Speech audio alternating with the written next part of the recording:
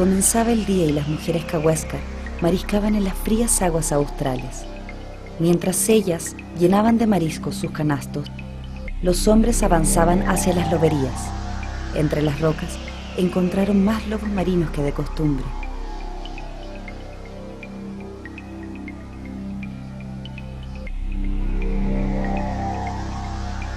Los cazadores cahuéscar no habían regresado cuando las mujeres llegaron a las chozas. De pronto, de la oscuridad surgieron gigantescos animales que se lanzaron sobre el campamento. Las mujeres y los niños huyeron aterrados de las gaviotas y los guairados que los devoraban con sus picos hambrientos. Un enorme calamar acabó por destruir todo lo que quedaba. Cuando los hombres volvieron, no hallaron más que los restos de la matanza. Los monstruos habían devorado a todas las mujeres y los niños. En medio del lamento, los cahuéscar escucharon un llanto.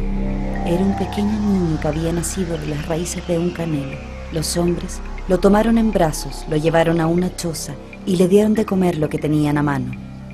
El hijo del canelo creció tan rápidamente, en solo unos pocos días, se había convertido en todo un hombre. Pero los gigantescos animales aún acechaban. No obstante, el joven tenía una sola idea en la cabeza: enfrentar a los monstruos que habían hecho tanto daño. Una noche el joven salió a escondidas con un arpón que había hecho en secreto. Cuando volvió, los hombres lo regañaron preocupados por él, pero el joven los calmó. Los cahuéscar ya no tendrían que temer a nada.